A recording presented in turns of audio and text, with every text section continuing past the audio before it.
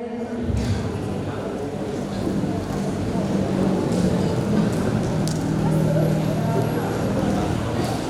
saya membacakan sajak yang akan saya bawakan, gimana habis PAS? Senang, sedih? Sedih. Apapun hasilnya, semoga bisa menjadi pembelajaran dan menjadi lebih baik untuk kita. Ngomong pengalaman, saya sedikit mau cerita atau curhat tentang pengalaman lomba yang kemarin. Jadi teman-teman, pengalaman lomba kemarin itu kan dilaksanakannya online, pendaftarannya online, terus bikin video, terus hanya dikirim ke panitia dan hasilnya melalui media sosial. Jadi saya ini baru pertama kali first time tampil di depan teman-teman semua. Jadi mohon maaf apabila saya banyak kurang dan semoga kalian bisa enjoy dan bisa menikmati dan bisa menerima puisi yang saya bacakan. Terima kasih.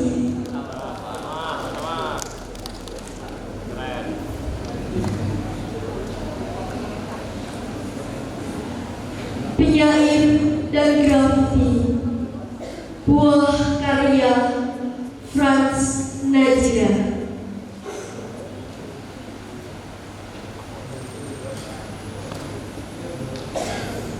Ada kembang gelisah di rongga tubuhku, pada kata-kata koyak di tembok, bertahun menyaksikan bintang-bintang bergetar, mengalir dingin ke muara. Sesuatu akan terjadi, sesuatu yang gemuruh, yang menderas panas dari hulu. Ketika terdengar derang sirine di ujung jalan, angin barat menyeret butir-butir pucat, melekat di wajah risau seorang penyair, melangkah melewati gerbang padang rumput.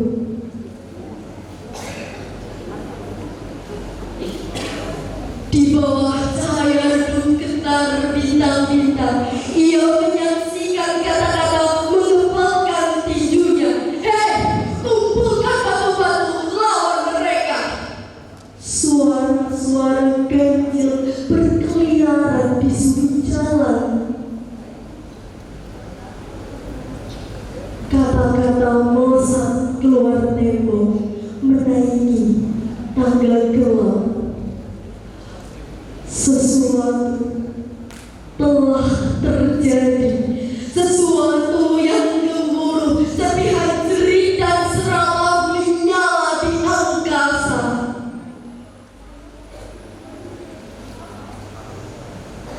Tak ada yang terlambat. Besok matahari menandai batas rindumu.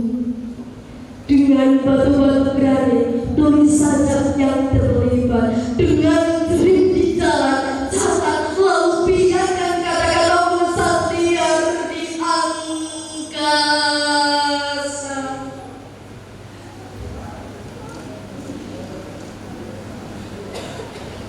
Apa perlumu pada mereka yang tak hirau?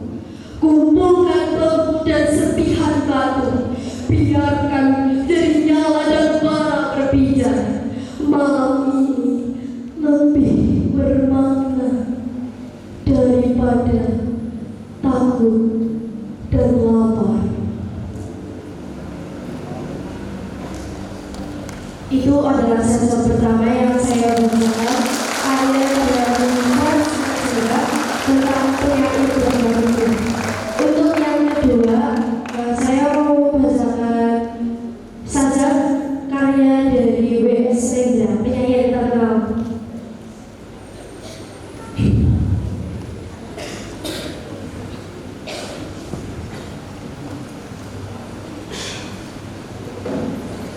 W.S. Rendra, dalam karyanya Kubur.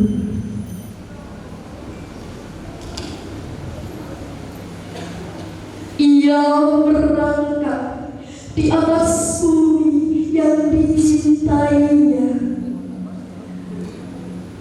Tiada kuasa lagi menegak, telah ia lepaskan dengan gemilang pelor terakhir dari bekilnya ke dada musuh yang merebut kotanya.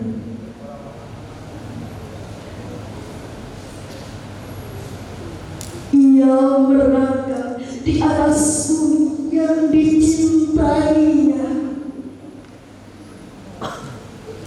Ia sudah tua, luka-luka di badannya bagai harimau tua, susah payah mau menjeratnya, matanya bagai saga menarik musuh pergi dari kotanya. Sesudah pertempuran yang gemilang itu, 5 pemuda mengangkatnya, di antaranya anaknya.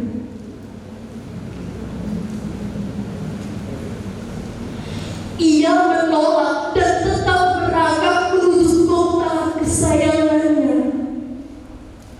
Ia merangkak di atas bumi yang dicintainya. Belum lagi solusi tidak maupun menghadangnya. Ketika anaknya memegang tangannya, ia berkata, "Yang berasal dari tanah akan kembali rebah pada tanah, dan aku pun berasal dari tanah Ambarawa yang kucinta. Kita bukanlah anak jadah karena kita punya bumi kecintaan, bumi yang menyusui kita dengan mata airnya. Bumi kita adalah tempat pautan yang sah. Bumi kita adalah kehormatan. Bumi kita adalah jiwa dari jiwa. Ia adalah bumi nenek moyang. Ia adalah bumi waris yang sekarang. Ia adalah bumi waris yang akan datang." Hari pun berangkat malam. Bumi berpeluh dan terbakar.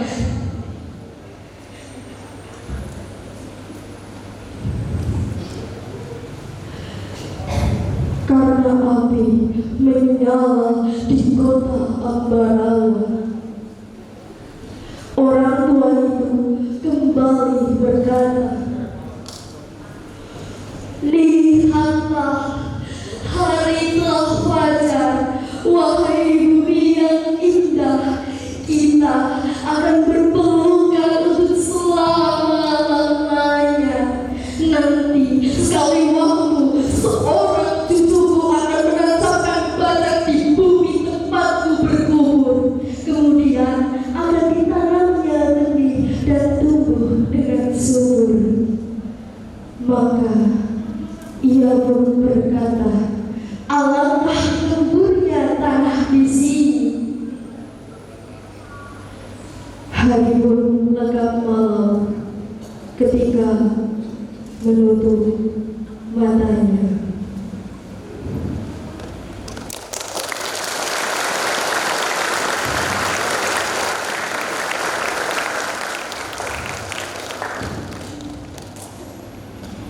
Puisi yang ketiga akan saya bacakan, karya dari Helvi Tiana Rosa.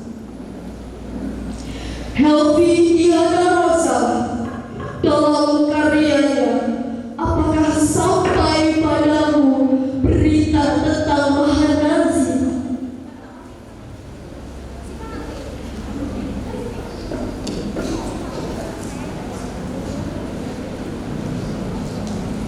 Apakah sampai padamu berita tentang rumah-rumah yang dihadap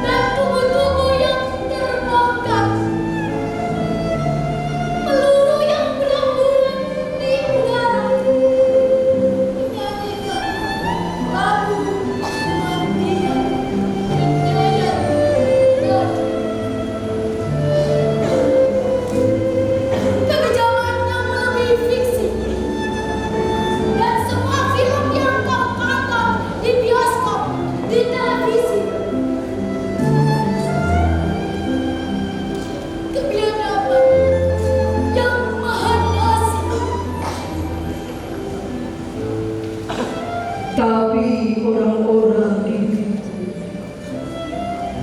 masih saja mengeluhkan kenapa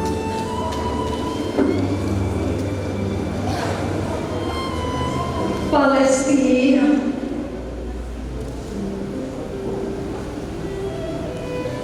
Untuk apa memikirkan Palestina? persoalan di negeri sendiri saja mendulang. Mereka bersungut-sungut tak suka membantu, tak jarang terpengaruh, menuduh juang kemerdekaan Palestina yang membela tanah air mereka sendiri sebagai teroris. Duhai, maka aku katakan pada mereka tanpa abai pada semua persoalan di negeri ini atas nama kemanusiaan menyala. Kita tak bisa hanya diam menyaksikan pagelaran mahal Nazi sambil mengunyah tempat sehat lima sempurna dan bercanda di ruang keluarga. Kita tak bisa sekedar menampung pembantaian-pembantaian itu dalam hati atau pura-pura tak peduli. Seorang teman Turki berkata, mereka yang membatasi ruang kemanusiaan dengan batas-batas negara sesungguhnya belum mengerti makna kemanusiaan. Hai teman, tanyakan pada Liga Arab, belum tibakah masanya bertambah? Satu, bahati, berani, berhenti mengimani nafsu Amerika yang seharusnya kita taruh di bawah kepala. Hai Ban Ki-moon, apakah persyaratan bangsa-bangsa dunia? Sebab tak pernah kami dengar PBB mengutuk dan memberi sanksi pada Nazi teroris Zionis Israel yang parah meluncuri kemanusiaan dan keberagaman dari wajah dan hati dunia. Apakah kalian, apakah kita tak malu pada para syuhada Fratila, Rahel Corrie, Yudo Yusro, dan George Galloway?